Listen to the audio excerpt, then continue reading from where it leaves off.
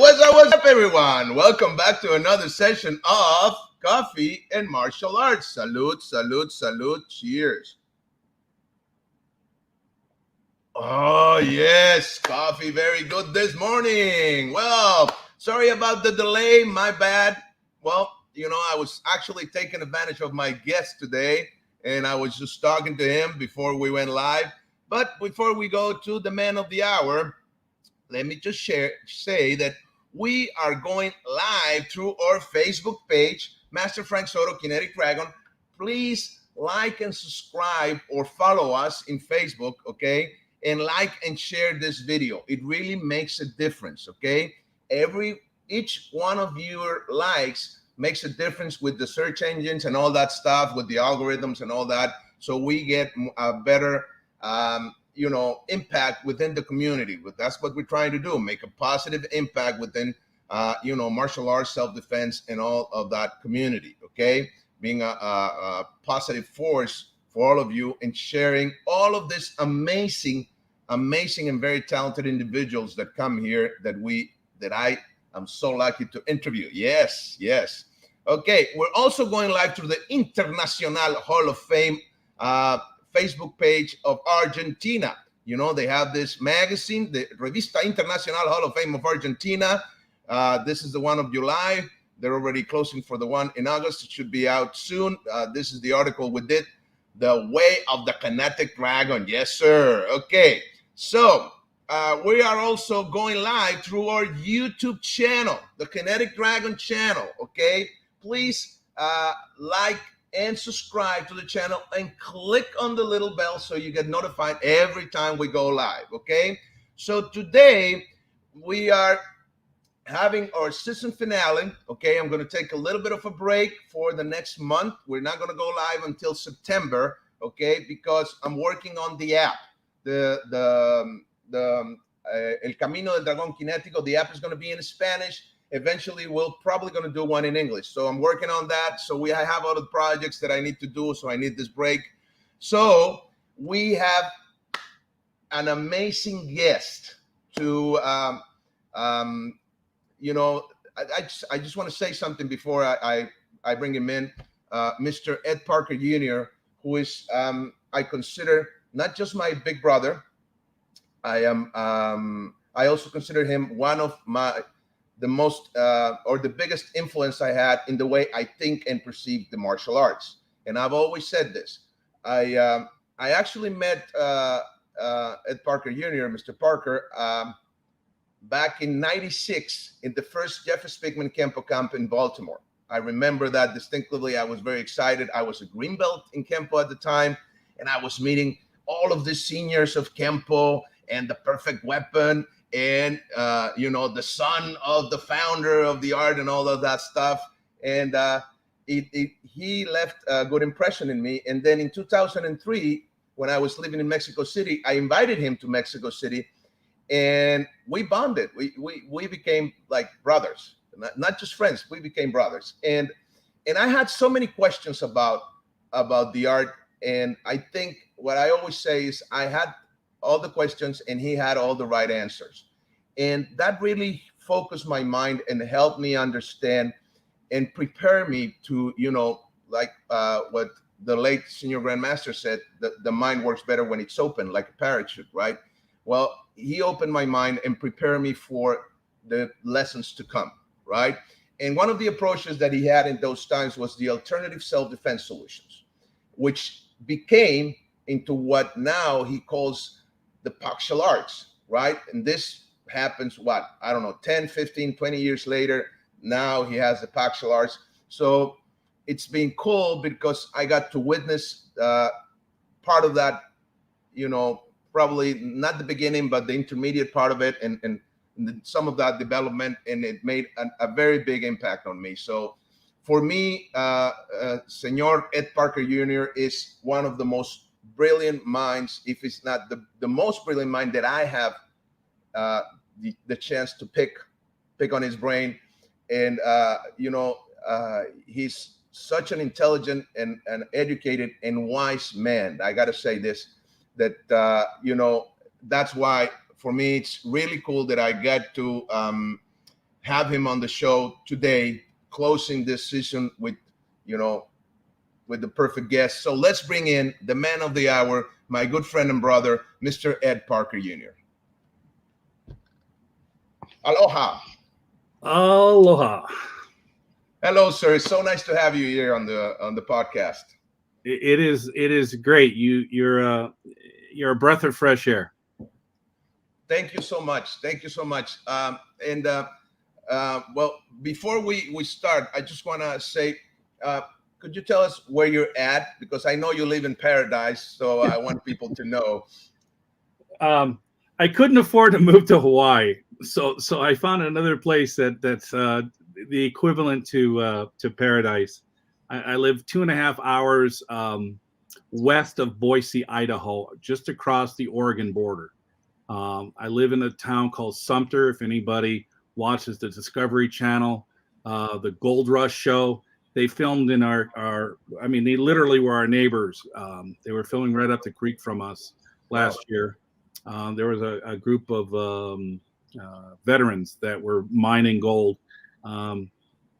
They didn't find any gold, but I think they've they gave it a good shot. But we live in a town of 120 people, mostly deer and elk and longhorn prawns and what do they call it? Longhorn pronghorns, bighorn sheep. So we live right on a river, and there's no houses. We don't see any houses when we look out on our balcony. There's no houses. There's no noise. Everything's quiet and beautiful. Nice. So freaking nice. Yeah. Let me share a little bit, if that's okay, of your Facebook page. Can I do that? Please. Go ahead. So they see some of the images. Just the one on the cover. There it is. Oh yeah. That's our drive to the grocery store.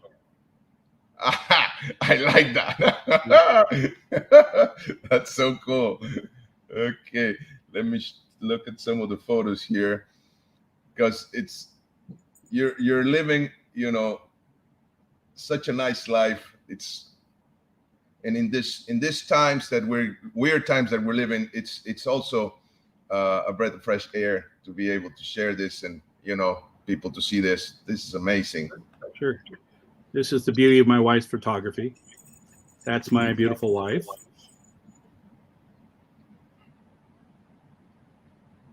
And that's also on the way to get groceries. Such a nice place. Let's see. Maybe we've got a picture. Look at that. Oh, well. Okay. So anyways, thank you for sharing. Every time I bring somebody to the show for the first time, I know most of the guys that are watching, probably everybody knows you, but it's still, there might be some people that don't have the honor or pleasure of meeting you. Of course. So if you could share a little bit of your background, just briefly, for people to understand, how is it that you got to where you're at right now, martial arts wise and Sure. Paxtial Arts wise. Sure. When I was born in 1959, and I was born to a man by the name of Ed Parker Sr.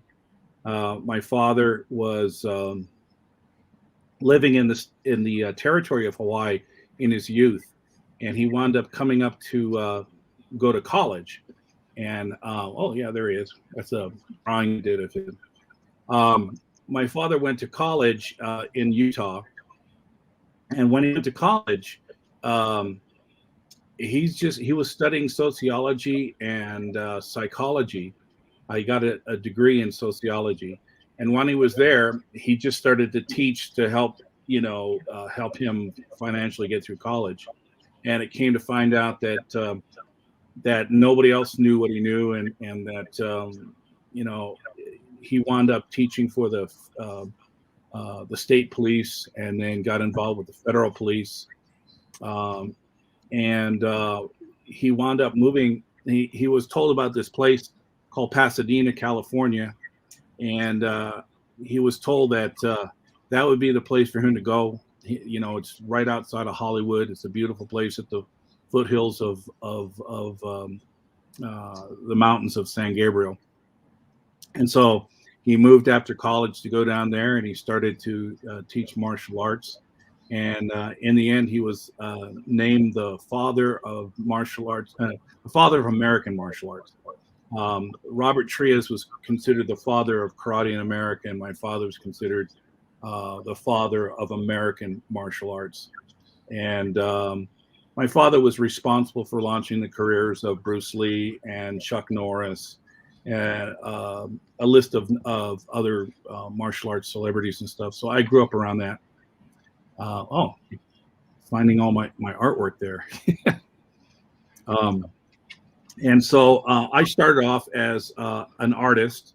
I think we all do. We all start off with crayons and stuff. I just didn't put mine away. I think every kid's got crayons. Everyone puts something on the refrigerator. That was my dad back in the 60s. And he's just started teaching, and he wound up being also the father of commercial martial arts. He started the first martial arts schools in the United States. And I grew up at the dawn of, that was his first tournament. That the one that you see at the top left, that was the very first karate program for the International Karate Championships, where Nice. we had Bruce Lee come down and give a demonstration. My dad had it filmed, and then that film was used to help get him a job as the Green Hornet on the, get him a job as Kato on the Green Hornet show. It's kind of like a Batman spinoff. It was cool because, I mean, when you're young and you see, dad's friends show up on TV, you're just going, whoa, that's so cool. That guy made it. So, and then we didn't know, you think that hitting Kato as the, on the Green Hornet was the peak of his career, and he went on to make, a legend for martial arts overall. And he changed the martial arts forever. But I was born at the dawn of martial arts in America. So there wasn't a lot of people back then, and I remember all of them. It was a really classy, cool time to be born into it. Nice. And how was martial arts for you as a kid? Oh, I'm glad you asked that. Martial arts wasn't for kids at the time. They hadn't developed a kids program. It was mostly, you had to be around 16 years old to really get accepted in the group. Most of the people that were able to teach kids, they didn't have the skill set to work with children. Very impatient, and the material wasn't really structured for that. It was more of a, martial arts was something that was new, but it was also street material. It was survival material, and it didn't really fit the age category that I grew up in. That didn't mean that we didn't train. My two older sisters and myself, very little kids. We went to the karate school, and we took lessons when we were real young, but we had to be bribed. It was like my dad offered me a chocolate soda if I would complete that hour lesson. I could get that chocolate soda. So I was motivated. I was like, I want that chocolate soda. And they don't make chocolate soda anymore, but at the time they did. And I'm like, they do here. They do there? Oh, that's great. Yeah. So to me, it was like, you have to have your motivator. But there wasn't really a kids program either, because one of the guys that taught me lessons, he did foot maneuvers, and the foot maneuver, we call it in American Kempo, was a step drag. But it was an hour of doing a step drag, and for a kid, you kind of need more than that. And so you can't say that it's like, wow, I have great memories as a child taking martial arts. It was so much fun. But you go and you see how kids are now, you're going, oh, wow, boy, I would love to have grown up in this class. This is fun. This is active. This is great. But for us, no, it was like, over and over and over again, the same thing. And I'm like, years later, I got to talk to that one guy. His name was Richard Huck Planis. And I was talking we refer to him as Huck. And I was talking to Huck and I said, so how come you made me do an hour of step drags? Well, I wouldn't have made you do it for an hour if you got it right. I'm like, good point. Good point. Should have denied me the soda. Maybe I would have got it right in the first 5 minutes, you know. But yeah, I wound up becoming his friend and trained under him in my adult years. And when I used to travel and do seminars, I used to work among his students a lot. And you know, it's great that as an adult I got to become friends with a lot of my dad's top students, and you know, they all took me under their wing and they all gave me private lessons and trained with me separately. So I've had a very blessed life in terms of, you know, martial arts. They all, you know, you get this hunger for knowledge and you want to learn things and you want to learn from certain people. And for me, it was like, you know, my backyard. Everything was at my disposal, and I was very blessed with my training, and it allowed me to learn from, you know, dozens and dozens of phenomenal instructors. And so I've had a really rich and blessed life in martial arts. So you had a big family. huge family, huge circle of friends, and you know, and a lot of very intelligent, very talented instructors out there that I've been able to learn from. And you know, I mean, we are the sum of our knowledge, you know, of the knowledge that we've absorbed over the years. And you know, I'd like to say, you know, I just absorbed from one person, but I didn't. I absorbed. I mean, I even learned from you. You know, you and I start off as you know, a student-teacher relationship, and it evolved, you know, because you had gone down a path I hadn't gone down, and you had made discoveries that I didn't know, and I would be in awe watching the discoveries you made. And it's just great, you know, because for me, you know, I'm an intellect, and I'm not the kind of guy that you just say, hey, you know, monkey see, monkey do. I'm the kind of guy that says, talk to me, tell me of your mind. I need to know the thinking behind this and the rationale behind this and the reasoning for this, you know. And you answered my questions, and you opened my mind, and it was a joy. I mean, you know, I'd come down to Mexico a number of times, and that was just a big thrilling adventure for me, because you know, I'd go away for a couple months, 3-4 months, and then I'd come back, and you would evolve so much. Is that Paco? Yep. Yeah, I love Paco. Oh yeah. Where was that? Is that it? I don't even remember where that was at. That's at Carlos School here in Hermosillo. Oh, right. That's in 2008. You gave a little seminar. Yeah. It was good times. It was fun.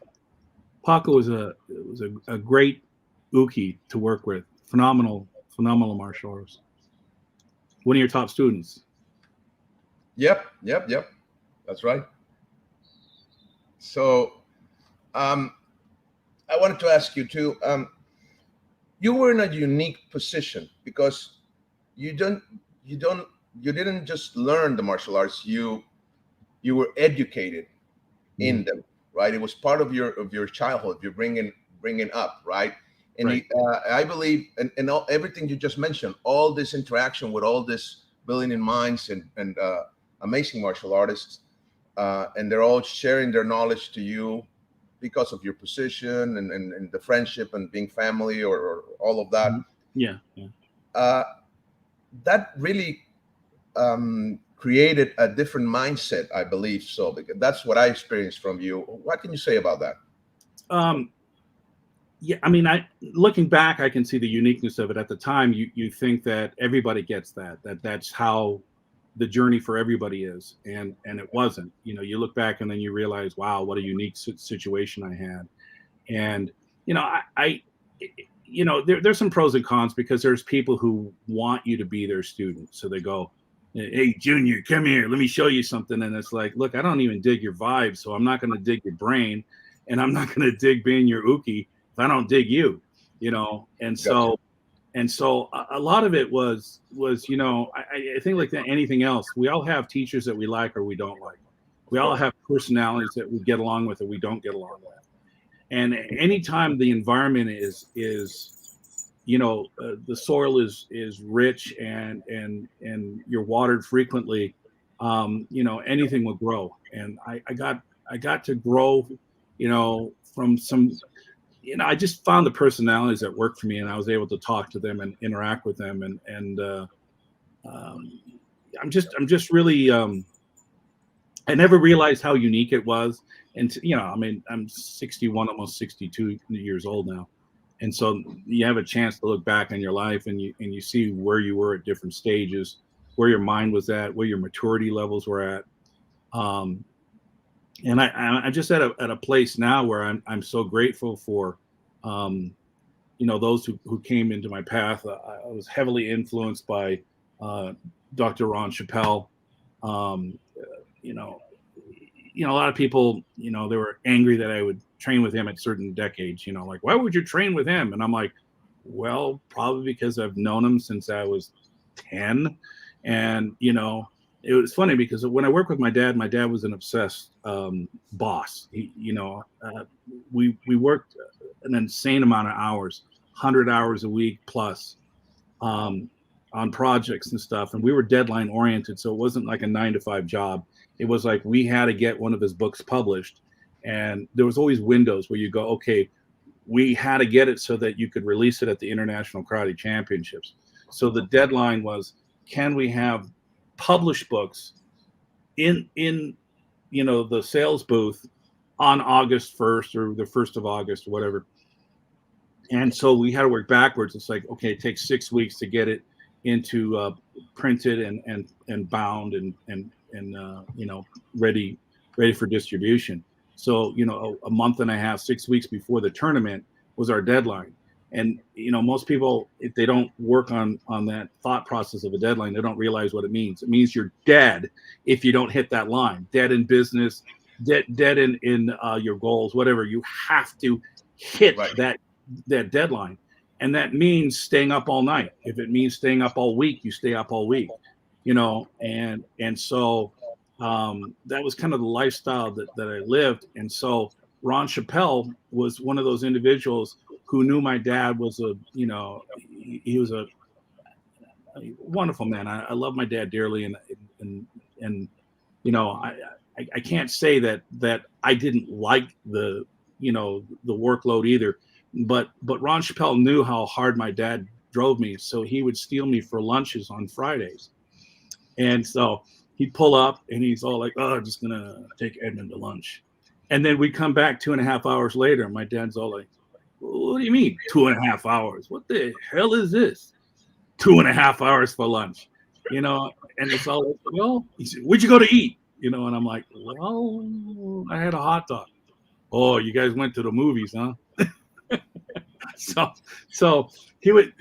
Ron Chappell was a movie aholic. And so I got into really enjoying films and going to the movies.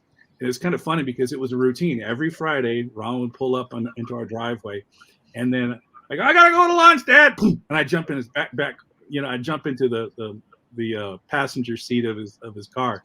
And one day, I jumped in, and that second I jumped in, the back door opened, and then he jumped in. He goes, "What movie are we gonna go see?"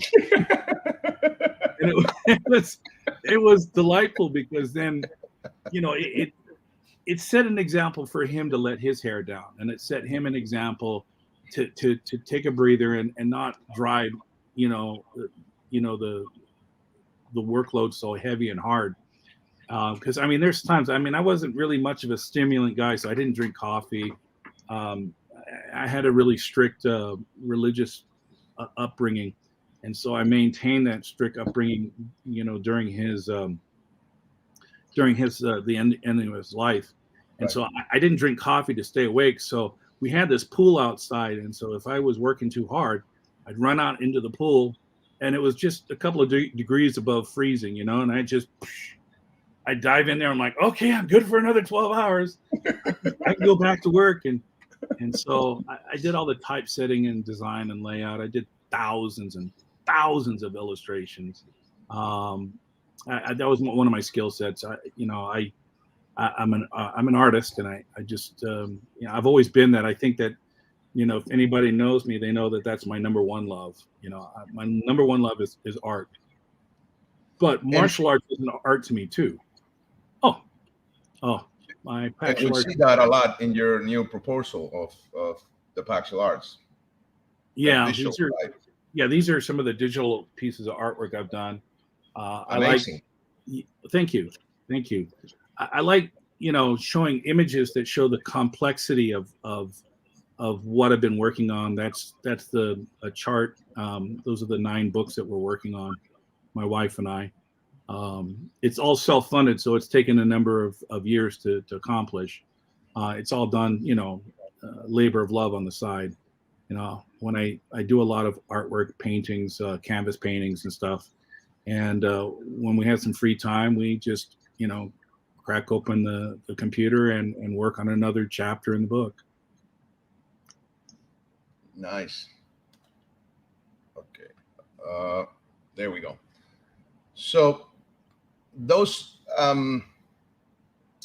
illustrations and all the stuff you did made you also learn a lot about not just work with your with your art, but also learn a lot about and understand a lot about the whys and the principles and the concepts and the theories behind the art, right? And I believe that also, did it take you, I should ask, did it take you this to what you're at now with your Of course. One of the things that I found dumbfounding, and I can't answer for all martial arts or all martial arts schools, but I was dumbfounded how little the topic of anatomy is discussed.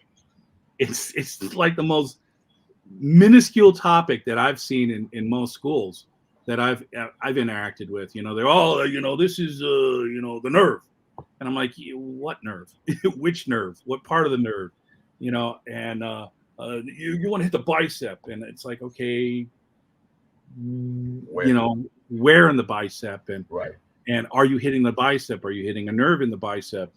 And a lot of the knowledge that I got, I went to college in Hawaii University, and I wanted to understand how to draw the human figure. I've drawn a lot of humans in my lifetime, but and I looked at it like, if you want to draw the body, you better know the body. You better know. And so they made us learn all the major muscles, all the major bones, all the major arteries. If you don't know what's, we had to study clothes. We had to study, they call it drapery. And the thing is that, when you draw a human figure, oh yeah, those are some of the illustrations I've done. That's interesting that you bring that one up. That's those images that you can see there. I have a clown and a guy that looks like he is a lifeguard, and another guy who's all tattooed up, and same physique, whatever. I just designed them differently. And one of the studies in Paxtial Arts is just to look at the way that you look at linear thinking, or linear sight. Linear sight, you are engaged in the visual, and you either become emotional, judgmental, or status related. And so, the emotional part, if you see a guy wearing a clown outfit, that's emotionally you're engaged. You're thinking, what a clown, or, what's he going to do, juggle or whatever. You automatically judge them, Right. With an emotional response. If a guy's in a lifeguard situation, you look at his status. It's like, oh, this guy's a person of authority on the beach or whatever. And the last guy, he's got tattoos and he's got this rough look. You immediately judge them as, oh, he's probably a drug addict or something like that. And that's how we engage with people linear wise. And so it's been really helpful as an artist that you can focus on, because when you teach, the last thing you want to do when you teach is to say, I want you to visualize this. Well, when you're the artist, you can help them visualize exactly what you're thinking about. And so it really helps. Not only did I learn about the physical anatomy, how the body works, and you learn a lot just understanding. Like, for instance, like if I draw a person's arm, you can't have it with the arm, bent too much in this direction, because it doesn't look right. So you have to learn, okay, why does the arm bend like that? Then you learn a thing called a hinge joint. And you're going, okay, this is a hinge joint. And if you understand the range of a hinge joint, you go, okay, now I know how to keep the body looking like a body when I draw the body. I can't overextend the arm because then it looks goofy and strange. Right. And then you learn, okay, wait a minute, that's a hinge joint. But what about the arm? That's a ball joint. And so you're going, wow, it moves different because a hinge joint, I can't move the same range as I do, with a ball joint. I'm moving up, down, diagonal, whatever. I've got all these ranges, right? But here, I've got only one direction I can go in. If I change the ball joint, it's still the hinge joint. It's only going one direction, unless I change the ball joint, but it's still that same hinge joint, right? And then there's a thing called a pivot joint. So I started to realize, if you apply the anatomy more in your teaching and more your discoveries, you understand a whole lot more of how to manipulate or work a body if you know how a body works. I had to learn that to know how to draw a body. It seems strange that the most anatomically driven industry is the martial arts industry, and yet it's the most uneducated in anatomy. Not everybody. I mean, there's a lot of brilliant people that do. You, for one, are very wise and knowledgeable in the physical anatomy. Ron Chappelle was very knowledgeable in physical anatomy. And a lot of my other friends, I don't mean to disrespect anybody by not including their name at this point, but let me give that moment to a senior moment. Forget things. That's okay. Actually, I don't have that many senior moments. I'm pretty sharp at my age, but I just think it's very helpful when people learn about the anatomy, learn about how we interact with the anatomy, and that's partly the Paxtial Arts part that you brought up. A lot of that there's different levels of focus that I try to go on. We were talking before this interview, and I was talking about some of the people that influenced me. One of them being Nikola Tesla. And Nikola Tesla, he had said, if you understand the magnificence of the numbers 3, 6, and 9, you will understand the mysteries of the universe. And I thought about that, and I'm like, okay, well, he's in electrical stuff, so how does that apply to me? And he didn't say how that. There's Nikola Tesla, one of the most brilliant men. It's kind of funny. Most people have heard about Albert Einstein, and when they do, they go, oh, he was the smartest man in his era. And he was asked, they said, well, what's it like being the smartest man in the world? To Albert Einstein, he goes, I don't know. Why don't you talk to Nikola Tesla? Einstein thought Nikola Tesla was the most brilliant man at the time. Wow. And when I saw that his reference to the numbers 3, 6, and 9, I started realizing the genius of it, because it's a template. And even though he found a template for what his focus was in electrical circuits, knowing positive, negative, neutral lines. I mean, we when we plug something into the wall, there's 3 plugs. If you're doing the most hard, I mean, like if you most computers are this way, or at least electrical cords, like a what do you call it, like a extension cord. If you look at it, most of them are 3 prongs.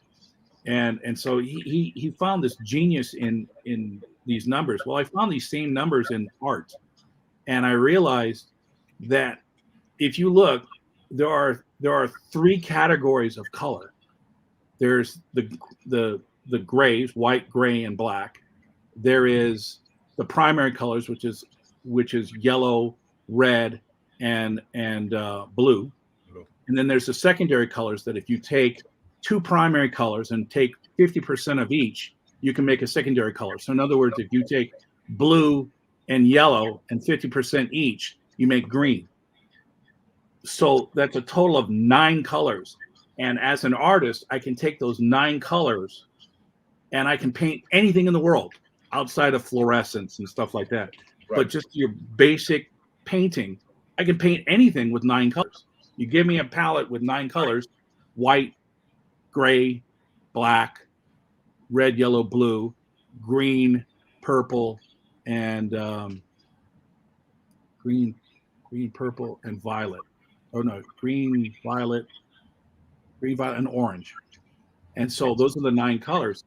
And so I started realizing, and even when I do my my Paxtial Arts charts, it's the color wheel. It's literally the color wheel. And if you look at the color wheel, it breaks it down quite easily. And there's these mathematical patterns that come up. That when you follow these patterns, it makes it really simple. I also followed another pattern called the Fibonacci sequence. You might want to pull that one up. Fibonacci sequence, or the golden spiral.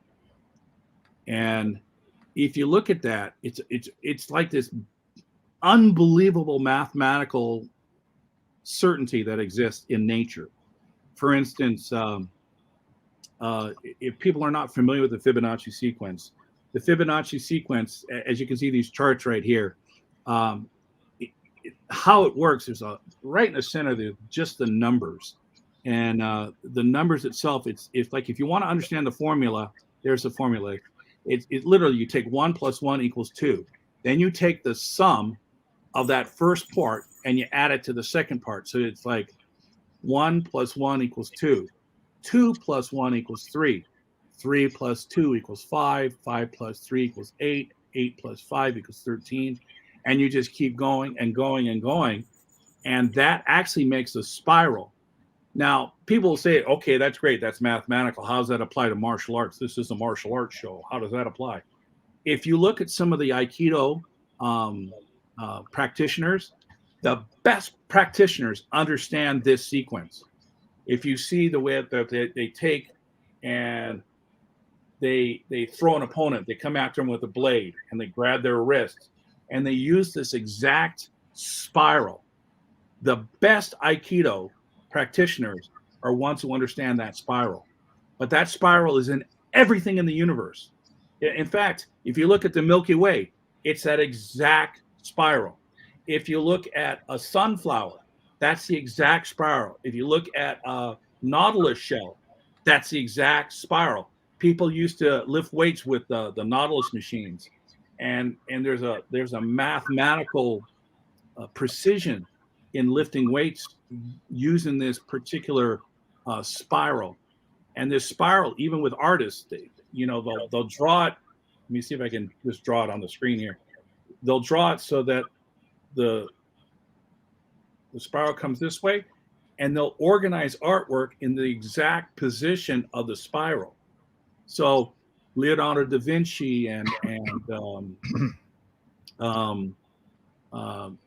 some of the more brilliant artists of our time, they all knew this positioning of the golden spiral. A lot of the Aikido guys, a lot of the Kung Fu guys, they learned that. Even you and I had worked with that before. We'd used it, where you catch somebody and you turn them on a horizontal plane, and what it does is it takes their body and it diffuses the movement and condenses their movement and compresses them. And it's a formula. They call it sacred geometry. The reason why they call it sacred geometry is because it's a mathematical certainty. 1 + 1 will always equal 2. There is no deviation. 1 + 1 will always equal 2. Same thing. If you learn the genius of the golden spiral, if you learn the genius of that, that's some of the symbols of sacred geometry. Some of the most brilliant cultures in the world have looked at some of these patterns, and these patterns are patterns that you can see movement in, because all movement is either based upon linear or circular movement. Like if you throw a punch and you draw the line, the punch is a line, a straight line. But the thing is that from another angle, from the top, you see a curve. You see a curve. It just depends on the angle. One angle it's a line, one angle it's a curve. And the thing is that if you can start realizing that even the human body works upon this Fibonacci sequence. It's called a 1 to 1.3 ratio. It's kind of interesting. Here, this is a tool that we use in artwork. It's a caliper. And this caliper is really fascinating because if you look at the caliper, and you measure my bend of my finger to the tip of my finger is that. But when I actually go to the next one, it actually matches. This is the ratio between here and here.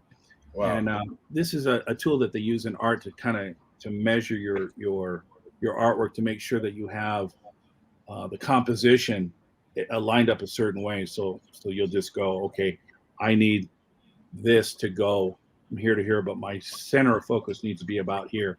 But if you take this, the measurement is exactly the same. So in other words, if I measure the first finger, then the next one takes up the next one, and it just keeps getting wider. So it literally is this, and then the ratio goes up and up and up. And then from here to here is the next mathematical sequence. The ear does this. It's really hard to explain it, in an interview like this, but I would encourage people to go look it up on YouTube. Look up the golden spiral. There's a lot of videos on it. Look up the Fibonacci sequence. It was just a mathematician in Italy, and his name was Fibonacci, and he came up with this mathematical formula. It's not his formula. It was just he was the one that was attributed as one of the first people to help focus on this. But this there we go. There's the golden spiral. And as you can see, there's that shell. There is no deviation in this. And it's kind of interesting when you look at the number sequence, where you go 1 + 1 = 2, 2 + 3 = 5. If you look at the petals on flowers, they are the exact numbers of the Fibonacci numbers. They don't deviate. There isn't a flower with 4 petals. There's a flower with 3 petals, or there's a flower with 5 petals, or there's a flower with 8 petals, or there's a flower with 13 petals, but there isn't another number in those flowers. It's just absolutely fascinating. And if you start looking at these numbers and you look at these patterns and you see how they match movement, and you can see how you can apply it to the physical body, and it's mind-blowing. It's absolutely mind-blowing, because you start discovering patterns in nature, and you start understanding there's a that's why they call it sacred geometry, that you start realizing that if you follow this formula, it accelerates your learning process substantially. You start seeing patterns in life. You start seeing how you can apply this in martial arts. You can apply this in art. You can apply this in engineering. You can apply this in whatever field you are. It's one, the formula fits any topic, anything. And it's amazing. So in the process of Paxtial Arts, we use this formula, and it's the formula that we use for teaching. For instance, if we even take the number 3, everything is grouped into 3 categories. Like, for instance, in Kempo, we talk about height, width, and depth. But in Paxtial Arts, we talk about elongating the curve, compressing the curve, or twisting the curve. And the curve in sequence, or how I'm referring to it is that the human body, when it's standing, it stands on 2 legs, and the knee is there. And if you're in martial arts, you know that keep the knee bent, you keep a nice stance and stuff like that. Well, the thing is that if you look at that knee is a structural curve. It's the main structural curve in the lower part of the body. So if you look from the heel all the way up to buttocks, and the knee is bent, you have a curve.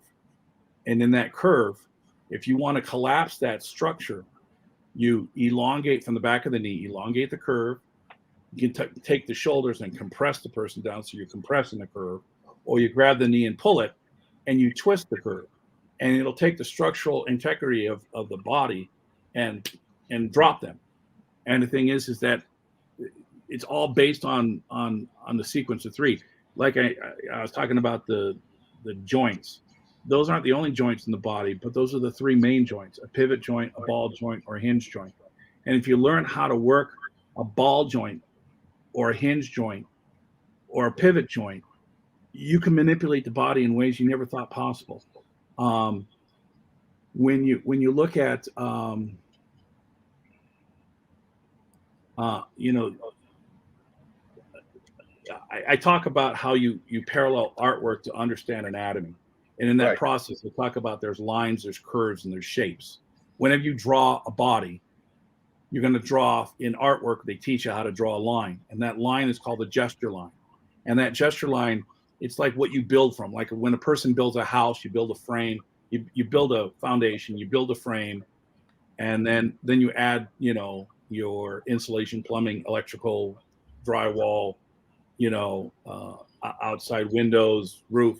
You build from there, but you have to build from a foundation. You have to build from a frame. And then the same thing when you do artwork, you draw one line. Like say if I was a guy throwing a baseball, and you catch, if you want to communicate to your audience the drama of a baseball player or a baseball pitcher throwing a baseball, you're going to find a pose that shows the drama of the piece the best.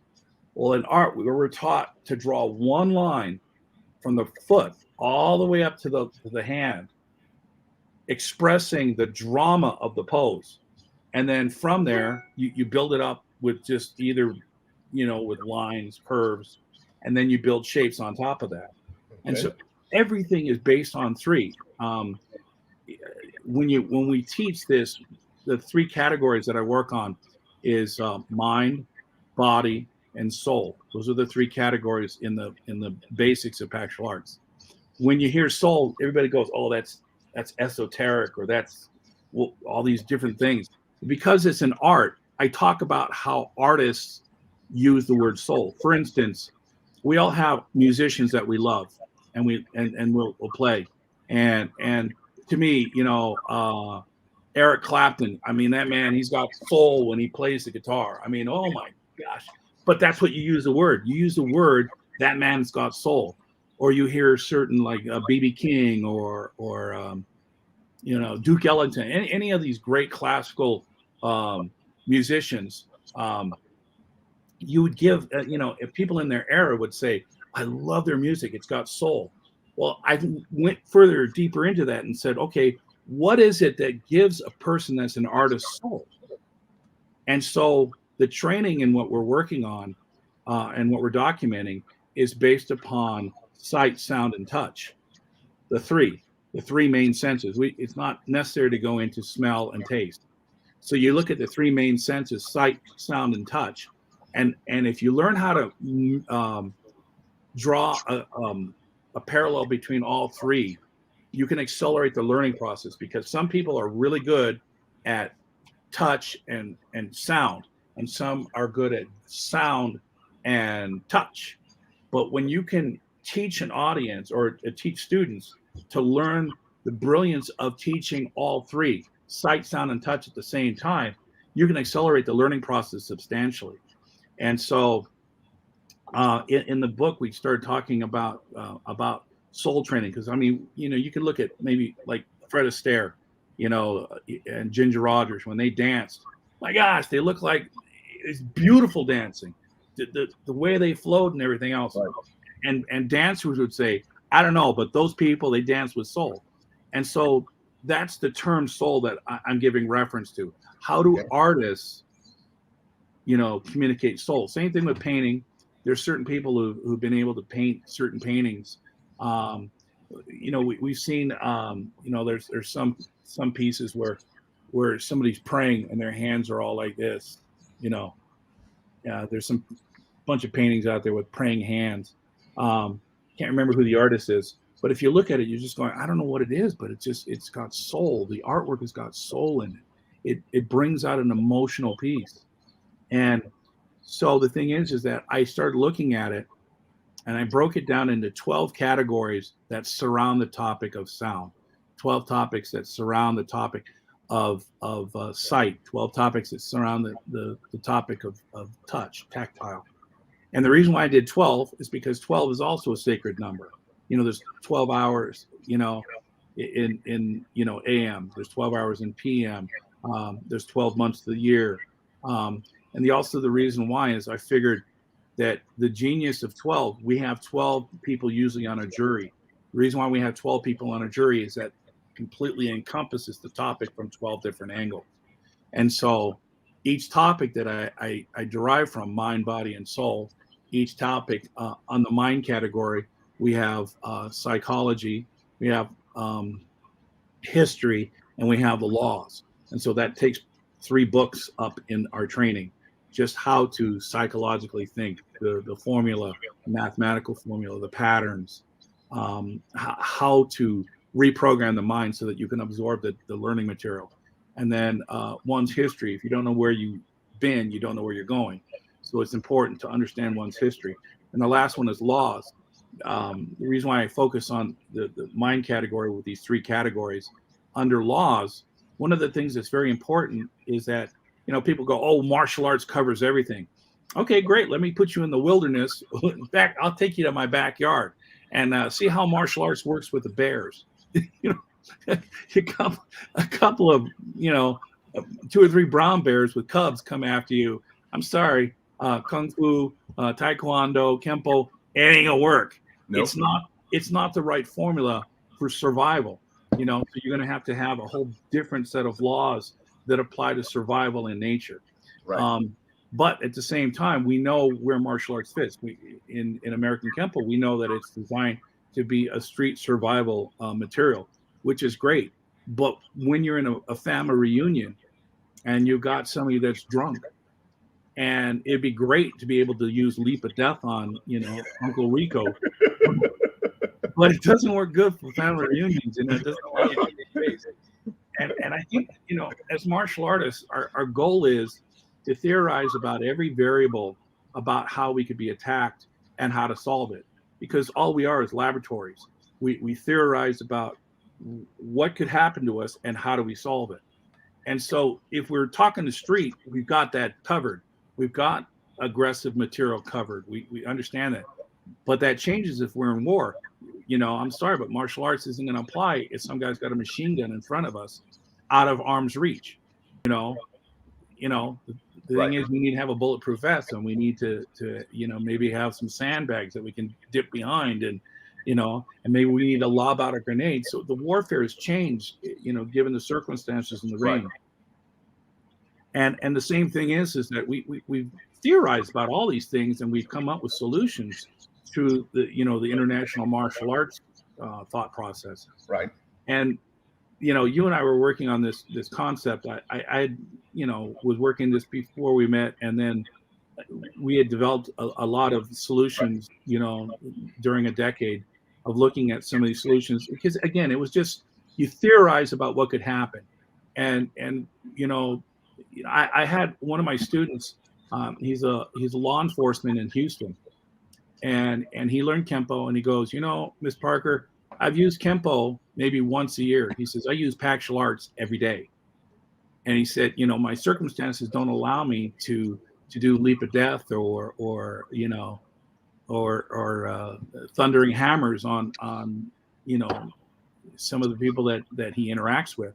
Right. He learned certain things. One of my students is also a prison guard out in Arizona.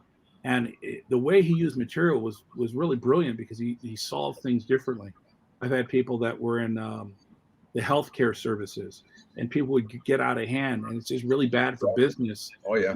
Having one of the mentally deranged people, with a broken collarbone and a dislocated shoulder, and you have to look at the circumstances where you're stifled in being able to solve it with a martial thinking. And so all I was looking at is like, okay, when you're in nature, you're going to have to solve things differently. When you're in warfare, you have to solve things differently. When you're in the street, you have to solve things differently. But when you're in certain environments like law enforcement, healthcare, schooling, stuff like that, if you've already mastered movement in martial arts, then you need to look at how you can master that same movement where the laws apply differently.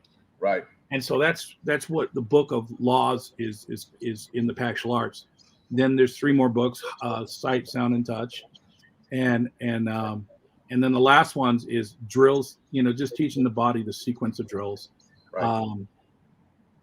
and then basic self-defense techniques, patterns and stuff. I mean, there's drills that you go through and you blend it together, and then behaviors.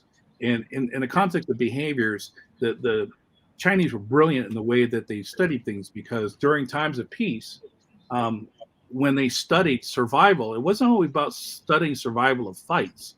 It was about studying survival in life.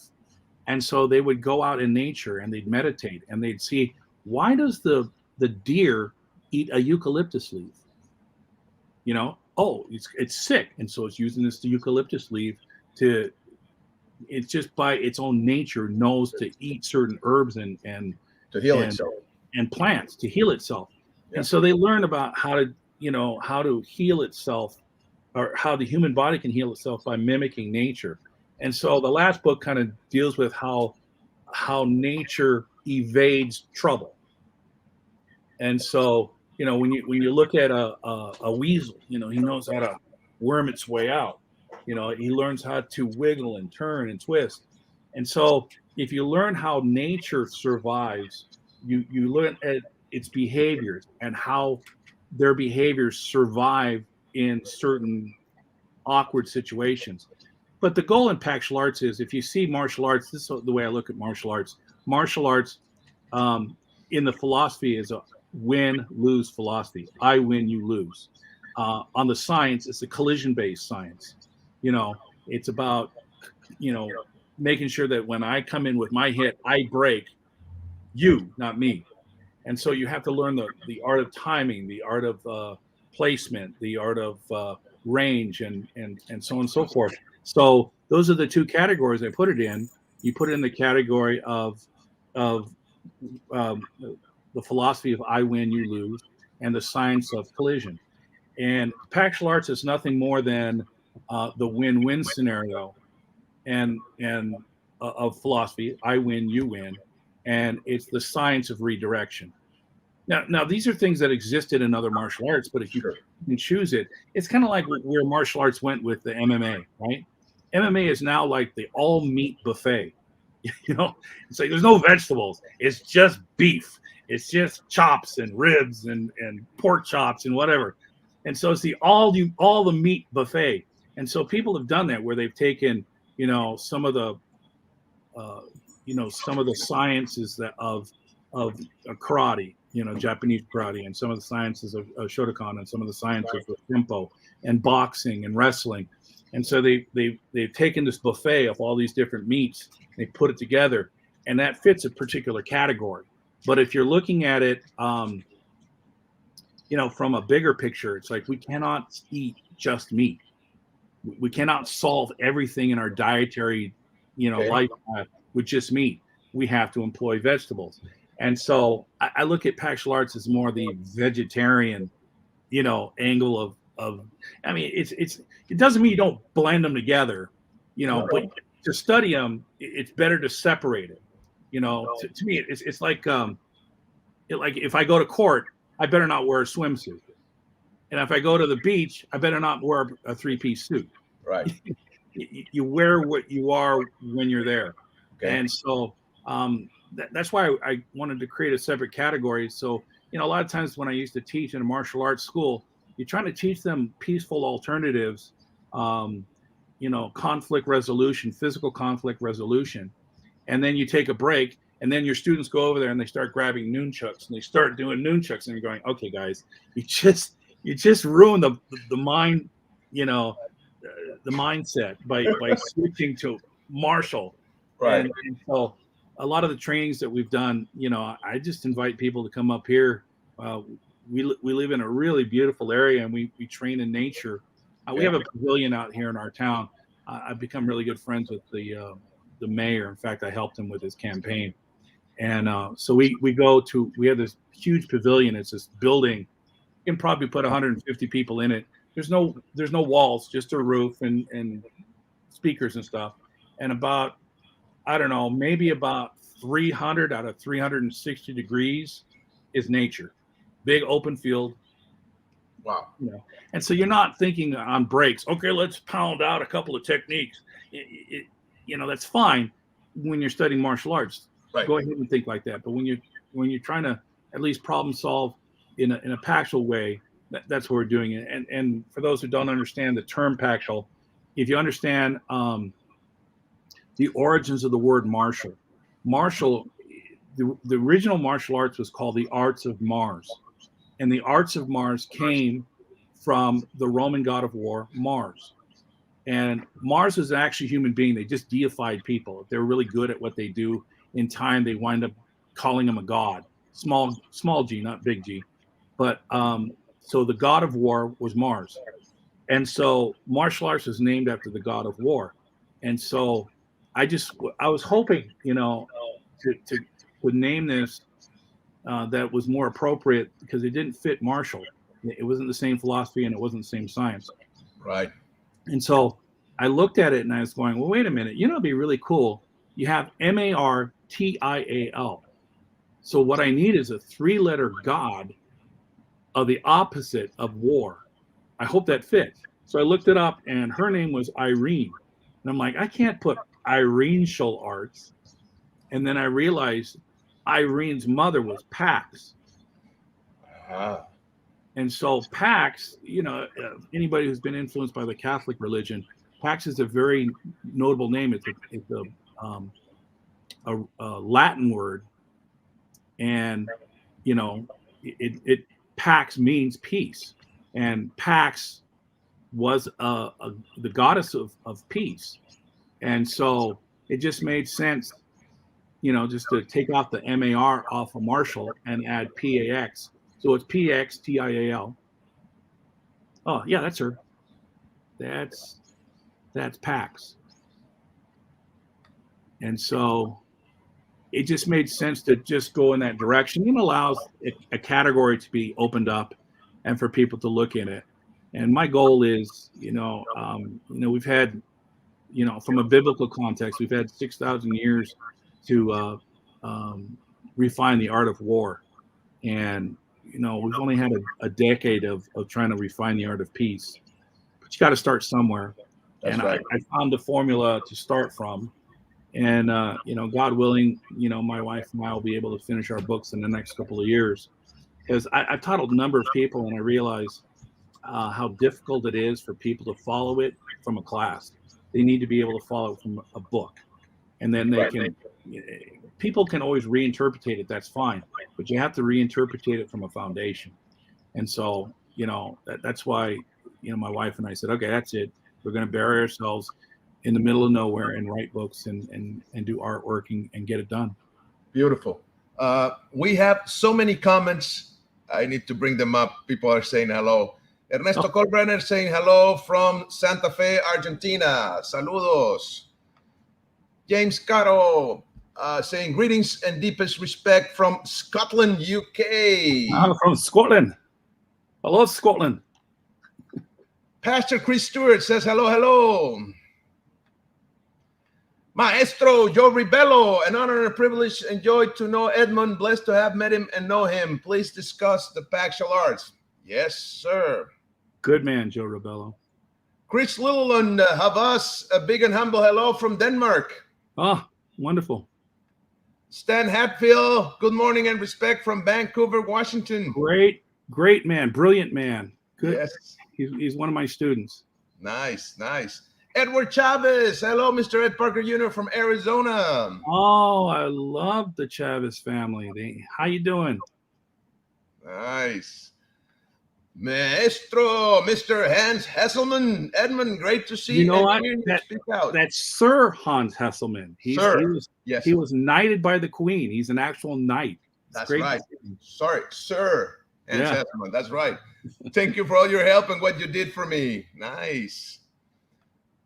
Mastermind says salute to everybody. Thank you. Pastor Chris Stewart says aloha, Edmund, and I'm sure Clark Cole says hi too. Yes, I remember them from Southern California. Jasmine Squeaky Nose Chen, awesome. William Hernandez, hi, and hands held high for Ed Parker Jr. Great to see you. And saludos, hermanito Frank Soto, blessings from Chicago. Thank you. Gracias. Jorge Antonio Uribe, regards from Chile. I have the pleasure to meet Mr. Parker in Pasadena. Yes, good man from Chile. I hope you still have the little moai I gave you. Yes, I do. Nice. Kim Dahl, hello from Copenhagen, Denmark. I hope you and the wife are doing well. Stay safe. Yes, we are. And hi to Denmark. It's good to see you, Mr. Dahl. AC Rainey. Hey, Oh, hello. wonderful. Hello, sir. Yes, from Seattle, Washington area. A good friend of mine. Love him dearly. My wife and I both send our love and aloha. Nice. Daniel Macedo Madrid, such an honor to hear you, Master Parker. Thank you. Sergio Suarez says, we still have great memories of the visit of Mr. Parker Jr. to Mexico City. A true pleasure have known him. Salud from the Senugoki Kempo to you, sir. Saludos, mi estimado. Hola. Master John Ward. Two people I'm proud Ireland. to call my friend. Ireland, yes. Glenn Kinney. Hi, Ed. Good to see you. You look good. I'm only trying to parallel my life to him. He was always one of those guys that was eternally youthful, and always set the example of health and such a good attitude. Okay. Pastor Chris Torres says, I often see the tensions in the leg through the pant lines in your drawings in the 2 series. Yeah. Mr. Rebello says, great conversation. Since you're discussing anatomy, could you talk about the drawings you did for Speak with a Knife and the Infinite Insight series? Okay. No. Good. We don't have time. No worries. Sorry, sir. Okay. Pastor Chris says, the wrenches and lines of the arms and legs, great drawings. Nice. Okay. Bagelis Drosus. Whoa, nice to see you here. Respect to hear now. My big love, Ed Parker's Campo. I love it.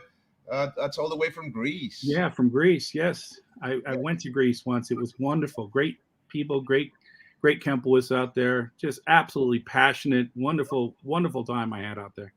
Well, here it is, another familiar face, Master Sean Kelly. Hello, my friend brother. from Florida. Hey, brother. Good to see you. Great to see Ed Parker on this. Thank you, sir. Moni Sabunawar, greetings from Florida. Well, yes. I've taught seminar at his place. Greetings. Nice. Ronald Briones, genial. Great. Thank you. IKCA Kempoman, where can you long practice? Where can they learn Paxtial Arts? I gather that's what they're saying. PactualArts.com is a good place to start because you can at least read some of the things that are there. And, because of COVID, we've slowed things down, but we'll bring it back. There it is. Okay. Joe Rebello says, thank you for mentioning sacred geometry, seed of life, etc. Oh, here's another guy. Mr. Terry McCord. Hey, brothers. Hey, brother. He's one of my students, and he was a surf genius. One of his skill set was he was a professional surfer for a number of years. Wow. One of Paul Mill's students and phenomenal Kempoist. He's been doing his own thing. He's just he's a good friend and a good brother. Ricardo Argañarás. Saludos. Claudio Marcelo, thanks. Very interesting as always. Greetings from Chile. Greetings back. Terry says currently in San Francisco Bay Area working. Oh, well, he's left Texas and now in San Francisco. Good luck. Go. Stay away from Poopville. Joe Rebello says the musical version of the Einstein-Tesla story. Someone asked Eric Clapton what it was like to be the greatest guitarist, and he responds, I don't know, go ask Prince. Nice. I like that. Oh, here's another familiar face. Maestro, William, Larry, Congaika, Edmund, long time no see, looking good and happy. I am, Larry. I hope you're doing well yourself. Says, can he explain his system? It will be good to hear it from him and his side. Yes. And then he says, maybe I miss it because I came late. He did. Yeah, you can see, the podcast is going to stay on Facebook and on YouTube, and you can see it there, whenever you want and you have the time. Ivan Bejarano says, hello, masters. Hello. We have so many people saying hello. Sorry. Catherine Letter Sumter, finally getting to tune in. Cheers from CCDP, Squim, Washington. Best to you, Master Frank and Mr. Parker. Fantastic season finale. Thank you. Okay. Maestro Patrick S. Kennedy. Ireland again. Yes. My friend Patrick Kennedy. Oh, wonderful. He gave me the historical tour of Ireland one time when I brought my daughter with me. It was great. We had a great time out there with Kevin Mills, and it was great. Nice. Angela Lanell Cooper Magnamy. Hi, Ed. Hope that all is well. All is well. Glad to see you. Haven't seen you in years. Doug Hall. Hello from Austin, Texas, sirs. Long time. Haven't heard his name in eons. Good to see you, Doug. Mark R. says hello from near Stirling Castle, Scotland. Another Scottish. I love the Scottish. Danny Arnold, good afternoon from Seattle, Washington. When will you be coming back up here, Ed? I don't have plans currently. Maurice James Howie, hi, sirs, from South Australia. Respect and salute. Mr. Parker, we met in 2008 in Melbourne at Mr. Collins' tournament, and you joined him for us. Great. Cathy Lady, hi, I am a student of AC Rainey's Kempo Karate. Sensei Axel Cardenas, very interesting concepts, very interesting your martial proposal. Thank you for sharing. One question, what are your 3 favorite martial arts and why? It's a simple question that throws interesting results. Big hug from Chile. Yeah, no kidding, huh? I love Sistema, the Russian artist Sistema. I love Eskrima. Really enjoy that. Jiu-Jitsu and Kempo. So that's 4, but and I love more than that, but it's a buffet line of great martial arts out there. Okay. Sistema Ruso, Eskrima Filipino, Jiu-Jitsu y Kempo. Dice que son 4 y que gama más, pero bueno, ahí están. Thank you, sir. Okay, Stan Hatfield, the vegetarian analogy is perfect. Well, sir, we've been at it for over an hour and almost 15 minutes. So I just got to say thank you so much. This has been really enlightening and insightful. Like always, I learned a lot from you. I usually do. This was not the exception. Thank you so much for sharing and for taking the time to explain and share your knowledge and all the wisdom that you have gathered in so many years of research and passionate research, I should say, because I know an obsessive one for sure, because I know you. Yeah. So passionate sounds better. but passion, obsessive, tomato, come on. Yeah. But thank you so much, and thank everybody that watched this. So before we go, if you want to say something to the people watching this, please. You know what? The most important thing I can say is what I learned from my dad. My dad was always in a constant state of wonderment and discovery. As soon as you arrive, your journey is over. There is no more learning. There is no more growing. There is no more knowledge to be learned. And to me, I just love learning, and I love to know that, like my dad once said, what I know is nothing compared to what there is to learn. So constantly stay in a state of wonderment and discovery. Keep learning, keep teaching what you learn, because that way people don't have to start from zero.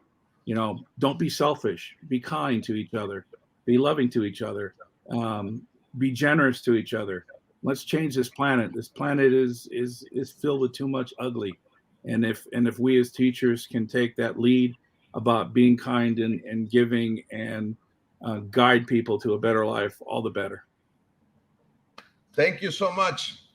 We have one more people saying hello, Maestro Kenny Gonzalez. My friend Kenny from Florida. Great. Well, thank you, sir. Thank you for sharing. Thank you for that. I agree with you. We need to make this a better place. Yeah, there's too much ugly out there. We need the goodness, and that's what this is all about. So Sure. Thank you for being here, and thanks everybody that watched this.